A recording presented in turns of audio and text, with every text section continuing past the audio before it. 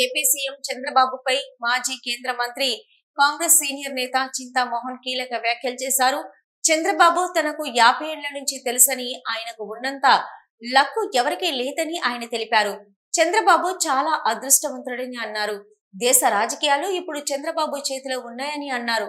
విశాఖపట్నంలో శుక్రవారం నాడు చింతామోహన్ పర్యటించారు. ఈ సందర్భంగా ఆయన మాట్లాడుతూ, తిరుపతి పవిత్రమైన పుణ్యక్షేత్రం, రాజకీయాల్లోకి తీసుకురావడం మంచిది కాదని అన్నారు. తిరుపతి లడ్డులో కల్తీ జరగలేదని, నెయ్యి స్థానంలో పామ్ ఆయిల్ కానీ వంట నూనె కలిపి ఉండవచ్చని అనుమానం వ్యక్తం చేశారు.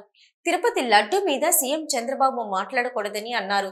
ధర్మాసనాలు చూడవలసిన పని రాజ్యాంగ పరిరక్షణ అని చెప్పారు. చంద్రబాబు సూపర్ 6 అన్నారని ఇప్పటి వరకు ఏ ఒక్క హామీని ఎందుకు నెరవేర్చలేదని ప్రశ్నించారు. నేను 4 విషయాలు ప్రస్తావించేదానికి మేము ముందుకు రావడం జరిగింది. ఒకవైపు ప్రపంచంలో యుద్ధాలు, భారతదేశంలో విపరీతమైన నిరుద్యోగం, అధిక ధరలు, ఆకలి, విపరీతమైన ట్యాక్సులు. ఈ పరిస్థితుల్లో ఇది ముందుకు ఈ మధ్య ఒక 15 రోజులుగా కాంట్రవర్సీలో ఉంది, రాజకీయాల్లో ఉంది. మా తిరుపతి లడ్డు, మన తిరుపతి లడ్డు, ఇందులో నిజమేంటి, అబద్ధం ఏంటి? అబద్ధం జంతు కొవ్వు కలపడం అనేది అబద్ధం, అబద్ధం, అబద్ధం. కల్తీ జరిగింది, ఇది నిజం. ఏమి కల్తీ జరిగింది? నెయ్యి పేరు పెట్టి తక్కువ రేటుకి ట్రేడర్ దీంట్లో పామాయిల్, వంట నూనె పోసాడు. నేనే వెళ్ళాను అక్కడికి, ఆ డబ్బాలు పగలగొట్టి చూశాను. వాసన మాత్రం నెయ్యి వాసన వస్తుంది. నెయ్యి లక్షణాలు దాంట్లో లేవు. ఆ డబ్బాలు ఎందుకు లేవు? నెయ్యి ఎప్పుడు గడ్డ కడుతుంది, తెల్లగా ఉంటుంది. గడ్డ కట్టలేదు నెయ్యి, ఎప్పుడో పంపించే నెయ్యి మామూలు నూనె లాగా ఉంది. నా అనుమానం అది కల్తీ నెయ్యి. జంతువులు కలిపారు, పంది మాంసం కలిపారు, చేపల మాంసం కలిపారు, గొడ్డు మాంసం కలిపారు అన్నది 100కి 1000 వాళ్ళు అబద్ధం, అబద్ధం, అబద్ధం, అబద్ధం. అది జరగదు తిరుపతిలో. కారణం ఏంటంటే అక్కడ తయారు చేస్తున్నటువంటి వాళ్ళు 100కి 100% వెజిటేరియన్లు. నేను కుల ప్రస్తావన తేకుండా కూడా చెబుతున్నాను.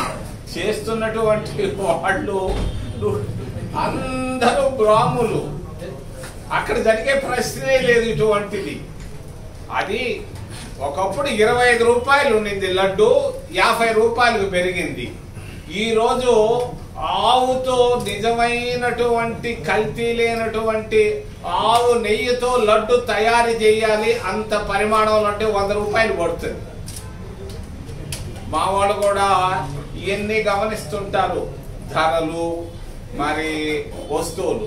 కొంత ఒకప్పుడు ఉన్నటువంటి శ్రేష్టమైనటువంటి లడ్డు రాలేదు. 50 సంవత్సరాలు, 30, 20 సంవత్సరాల నాటి లడ్డు లేదు ఈరోజు. ఇది వాస్తవం. దాంట్లో కొంచెం కల్తీ జరిగింది. కానీ చంద్రబాబు నాయుడు ఈ విషయంలో మాట్లాడకుండా ఉంటే చాలా బాగుండేది. చంద్రబాబు నాయుడు స్థాయి పెద్దది, ఈరోజు ముఖ్యమంత్రి. ఆయన మాట్లాడడం అనేది తప్పు, నేను ఖండిస్తున్నాను. దాన్ని నిన్న పవన్ కళ్యాణ్ కూడా అనవసర రాద్ధాంతం చేస్తున్నాడు తిరుపతిలో. మా తిరుపతి క్షేత్రానికి, పుణ్యక్షేత్రానికి నష్టం చేస్తున్నటువంటి భారతీయ జనతా పార్టీ, పవన్ కళ్యాణ్ పార్టీ, మరి తెలుగుదేశం పార్టీని నేను ఖండిస్తున్నా.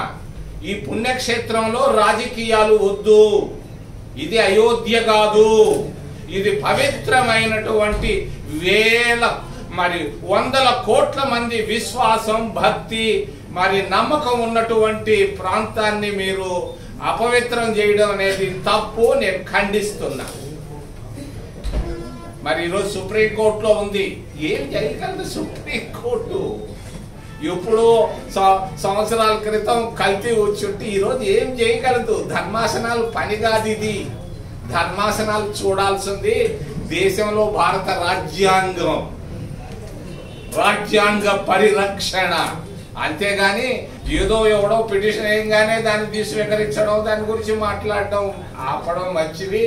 దీన్ని తిరుమల పవిత్రతను సుప్రీంకోర్టు దృష్టికి, దర్యాప్తు సంస్థల దృష్టికి తీసుకెళ్తే మరి దేశం నష్టపోతాయి, ప్రాంతాలు నష్టపోతాయని తెలియజేస్తూ, రెండవది ఆంధ్రప్రదేశ్ రాష్ట్రం.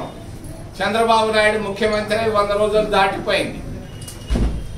ఆయన చెప్పాడు ఒక్క 6 కొట్టలేదు, ఏదో పెన్షన్లు ఇచ్చుకుంటా పోతున్నాడు. అందరూ ఆ సూపర్ 6 వైపు చూస్తున్నారు. సూపర్ 6 వెంటనే రేవంత్ రెడ్డి అక్కడ ముఖ్యమంత్రి కర్ణాటక వాళ్ళలాగా సూపర్ 6 కంప్లీట్ చేయాలని తెలియజేస్తూ, ఆంధ్ర అంటే 2 అంటున్నాడు, ఏపీ అంటున్నాడు. ఏ అంటే అమరావతి, పి అంటే పోలవరం. ఏంటి అమరావతిలో 1000 కోట్లు పోస్తున్నారు, కృష్ణా నదిలో కడుతున్నారు. ఇదేమన్నా ఆలోచనో అనాలోచనో నేను మాట్లాడదలుచుకోలేదు, కానీ ఆలోచించాల్సిన అవసరం కూడా ఉంది. కృష్ణా నదిలో మరి రాజధాని కట్టడాన్ని గురించి మళ్ళా ఆలోచించమని చంద్రబాబు నాయుడిని నేను సున్నితంగా తెలియజేస్తూ, పోలవరం ప్రాజెక్టు నాదెళ్ల భాస్కర్ రావు వ్యవసాయ మంత్రిగా, నాదెళ్ల మనోహర్ నాయన వ్యవసాయ మంత్రిగా ఉన్నప్పుడు వేశారు పునాది రాయి. ఆ పునాది రాయి దాదాపుగా 40 సంవత్సరాలు అయితే 30,000 కోట్ల రూపాయలు దీనిపైన ఖర్చు పెట్టారు. ఈ 30,000 కోట్ల రూపాయల్లో అసలు ఎంత ప్రాజెక్టు పైన పెట్టారు, ఎంత రిహాబిలిటేషన్ పైన ఖర్చు పెట్టారు, ఇంకా ఒక 30,000 కోట్ల రూపాయలు కావాలంటున్నారు.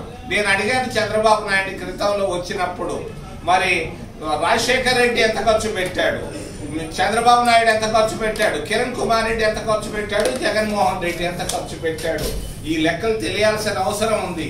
ఈ రోజు పోలవరం ప్రాజెక్టు ఇది అంతర్జాతీయంగా ఇది ఒక ఫ్రాడ్.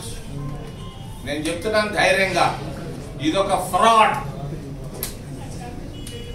మరి ఇది పోలవరం కాదు, ఇది పాలిటీషియన్లకు వరంగా తయారైంది, కాంట్రాక్టర్లకు వరంగా తయారైంది. ఇందులో 100,000 కోట్ల రూపాయలు సంపాదించుకొని కొందరే బాగుపడుతున్నారు. ప్రజల వరంగా మారలేదు. దీని గురించి, పోలవరాన్ని గురించి నేను జాగ్రత్త పడాలి.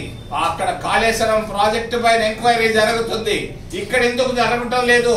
1,000 కోట్లు ఎడ ఖర్చు పెట్టారు, దీనిపైన ఎంక్వైరీ కూడా అవసరమని తెలియజేస్తూ, విశాఖ ఉక్కు ఆంధ్రుల హక్కు. నేను కూడా విద్యార్థిగా మరి ఆ రోజుల్లో ఎండల్లో తిరిగాం.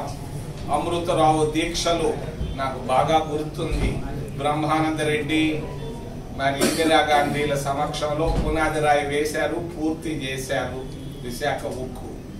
ఈరోజు అన్నిటికంటే విశాఖపట్నానికి ముఖ్యమైన గుర్తింపు ఉండేది ఉక్కు ఫ్యాక్టరీ. ఈ ఉక్కు ఫ్యాక్టరీ, ఈ ఉక్కు ఫ్యాక్టరీని భారతీయ జనతా పార్టీ కుట్ర చేస్తా ఉంది. అక్కడ ఉన్నటువంటి 1000 ఎకరాలని రియల్ ఎస్టేట్ వాళ్ళకి ఇచ్చి దాంట్లో నుంచి డబ్బు తీసుకోవాలన్న వాళ్ళ ఆలోచనతో దీనిపైన కుట్ర చేస్తున్నారు. ఈ కుట్రని ఆపగలిగిన వాడు ఒక్కడు, ఇంకెవరు ఆపలేరు. 5 నిమిషాలు పని విశాఖ ఉక్కు మామూలుగా ఉంచేదానికి, ఇంకా పురోగతి వచ్చేదానికి ఒకే ఒక వ్యక్తి చేయగలడు. నేను విశాఖపట్టణ వాళ్ళు, విశాఖ ఉక్కు వాళ్ళు చేస్తున్నటువంటి దీక్షలు గమనిస్తున్నా. సూక్ష్మంలో మోక్షం సంపాదించవచ్చు. ఇది ఒక్కటి పోయింది. అక్కడ అందరూ రేణగుంట్లోనో తిచ్చాను అక్కడెక్కడో పోస్తారు. అంత పవిత్రమైన పుణ్యక్షేత్రంలో మనం మాట్లాడేటప్పుడు చాలా జాగ్రత్తగా మాట్లాడాలి.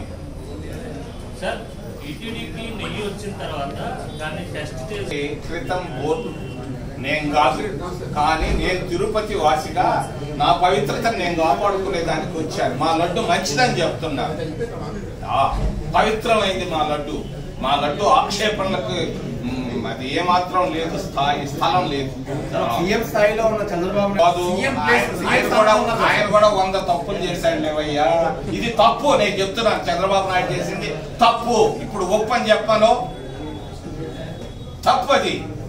ఆ విషయంలో పవిత్రత పైన మాట్లాడకూడదు. తిరుపతి లడ్డు అది 100 కోట్ల మందికి అది ఎంతో గొప్పది. దాని గురించి మాట్లాడే హక్కు ఎవరికీ లేదు. తప్పు కూడా చేయకూడదు. చేసుంటే తప్పు ఆయన సవరించుకోవాలా ముఖ్యమంత్రిగా.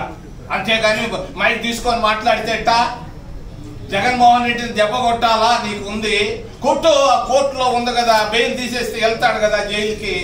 దానికి ఏదో ఆయన ఇంత పెద్ద తిరుపతి లడ్డుని రాజకీయం చేయాల్సిన అవసరం లేదు.